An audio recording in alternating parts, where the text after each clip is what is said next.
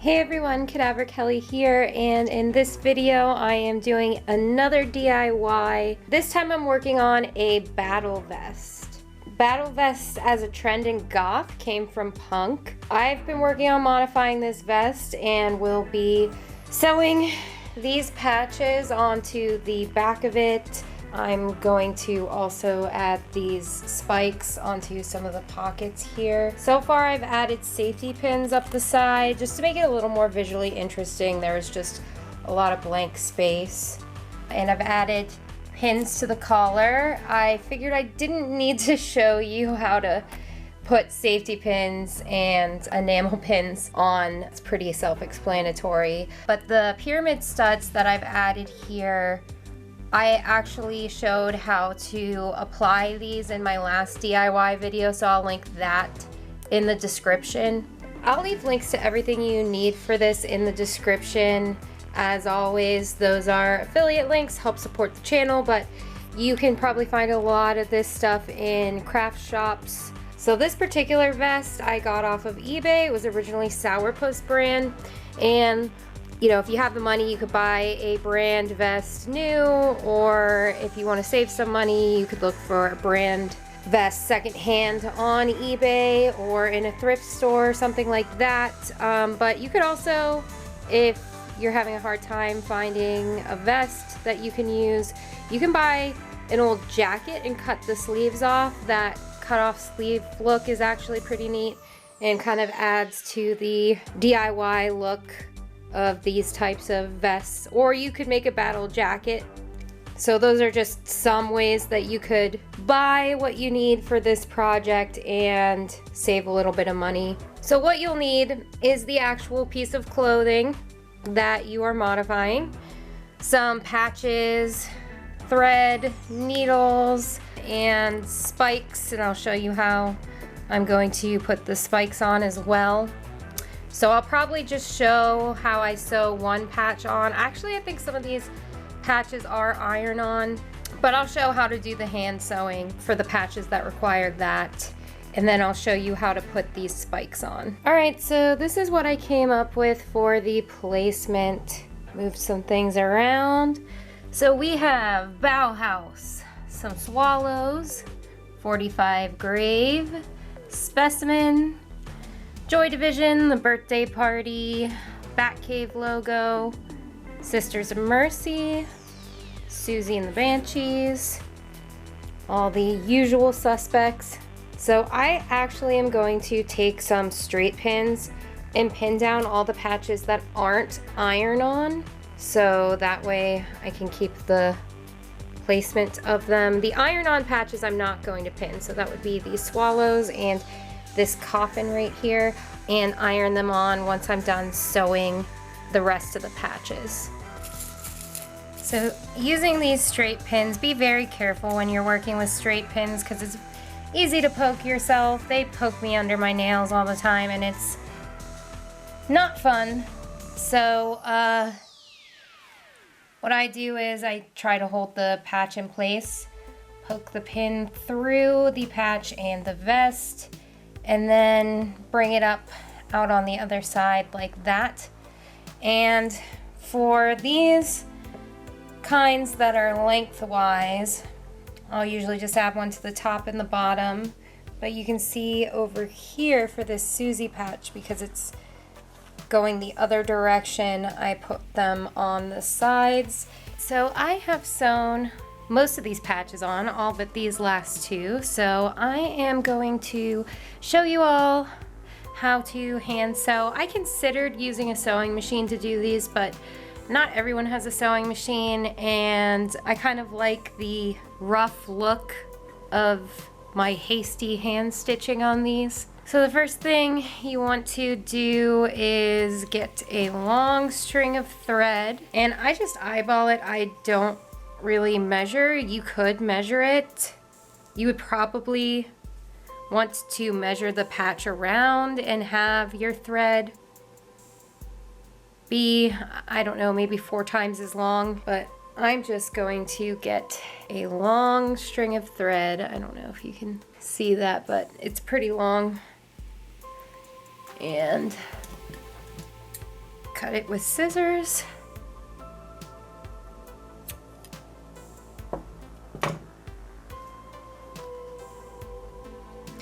Now the needle I chose is not the smallest one in the pack, but one of the probably 2 or 3 smallest. I like to go with a smaller needle when stitching patches like these, just to keep the holes a little bit smaller. So now you need to thread through the eye of the needle. So might be hard to see on camera, but this is, in my opinion, the worst part of hand sewing, is threading the needle.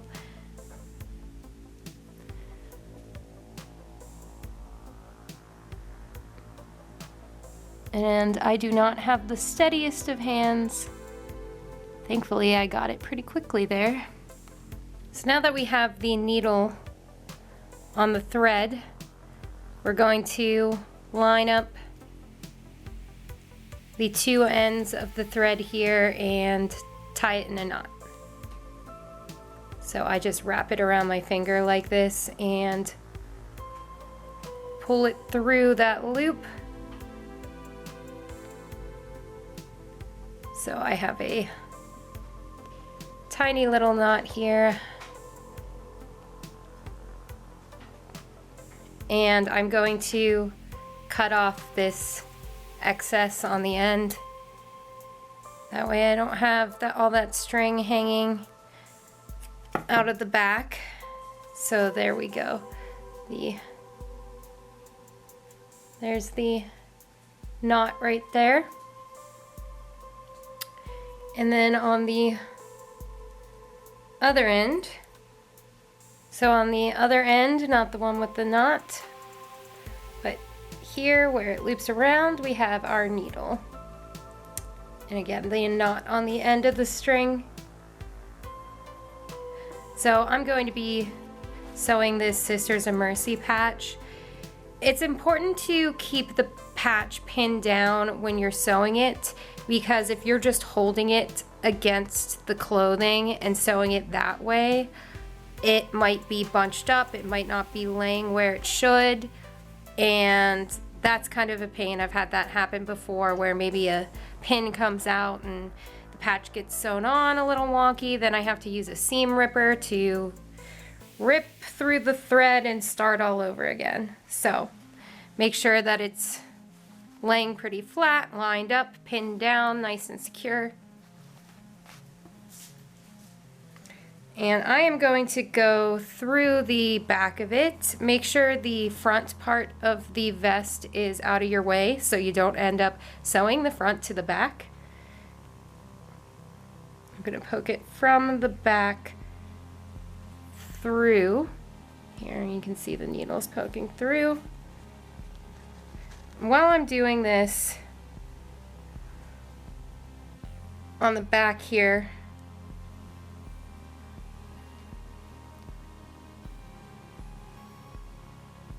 I don't know that this is a conventional way to sew, but I separate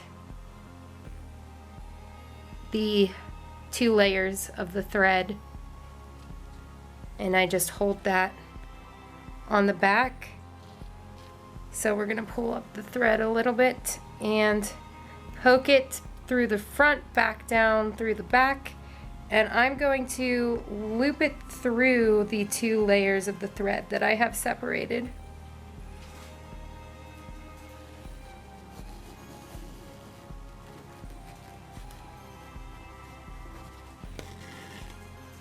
And that's just a means of securing it, so you can kind of see the thread as I pull it. It secures down a little bit. Now what I do, without separating the 2 layers of thread, is I create a loop on the back here. I go back up through the front, so poke the needle through the front again here. Again, from the front through the back, and through that loop we created. So that just makes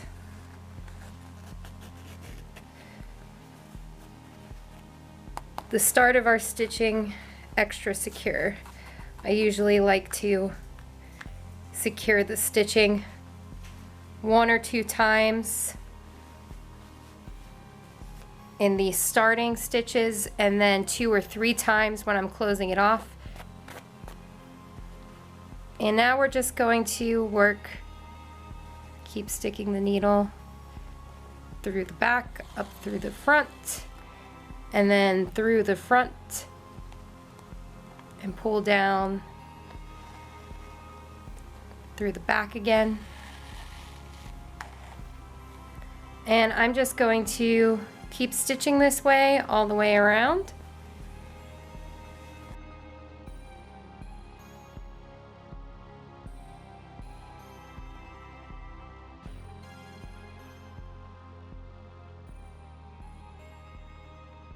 So right there my thread got caught on the pin, so I had to very carefully pull the pin back to get the thread off, but I didn't want to pull the pin through the hole. That way I could easily just push it back through. That happens sometimes.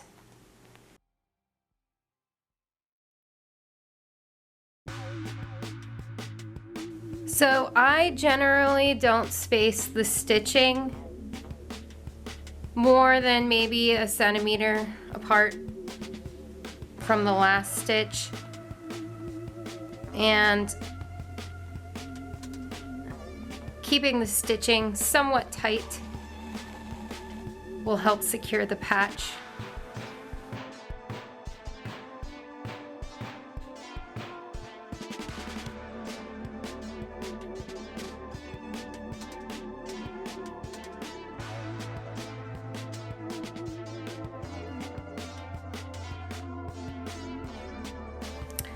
By the way, I would recommend polyester thread. If you use cotton thread, it can shrink. It doesn't work with all materials.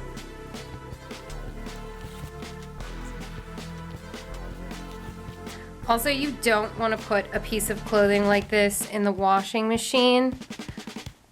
Don't put it in the washer. Don't tumble dry it. If you need to wash something like this, do it by hand and hang dry it, and do so very delicately.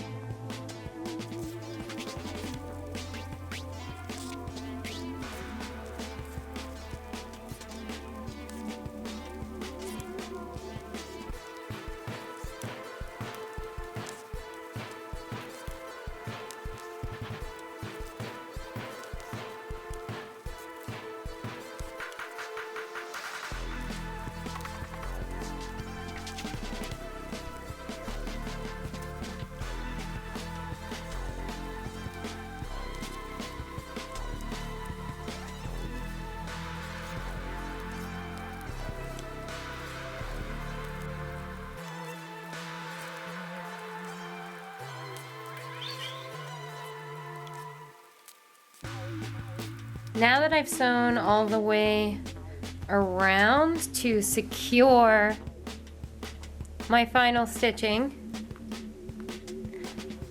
I'm going to wrap a loop with my fingers here on the back.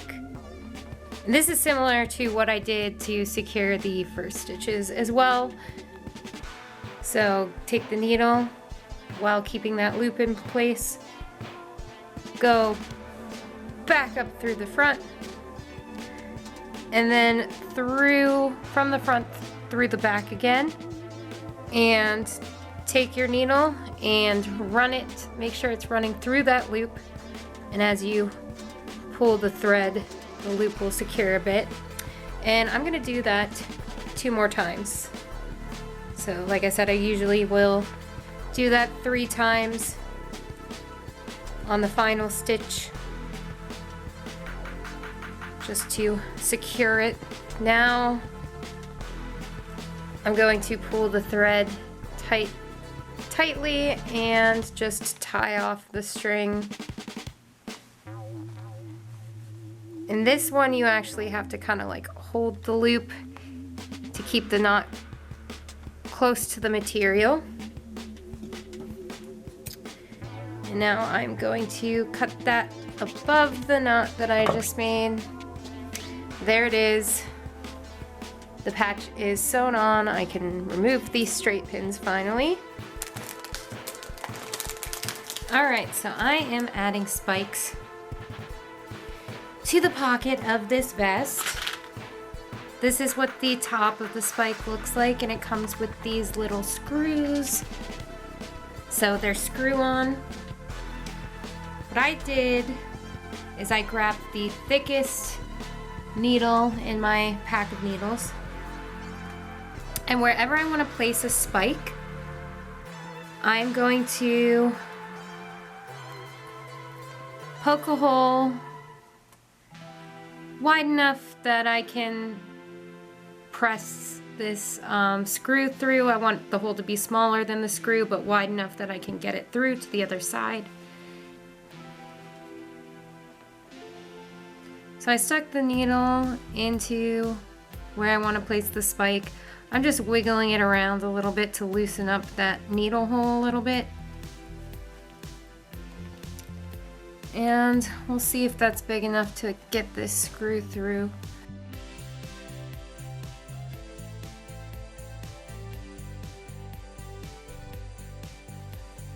All right.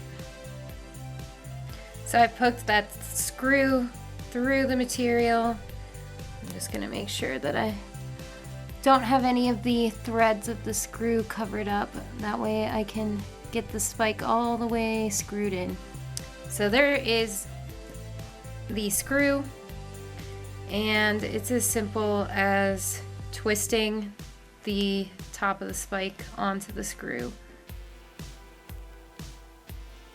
Now, depending on the spike, these ones, I don't really need a screwdriver, but some spikes are a little more difficult and they do require a screwdriver. So there we go, I have one down. So I'll check back in when those are finished.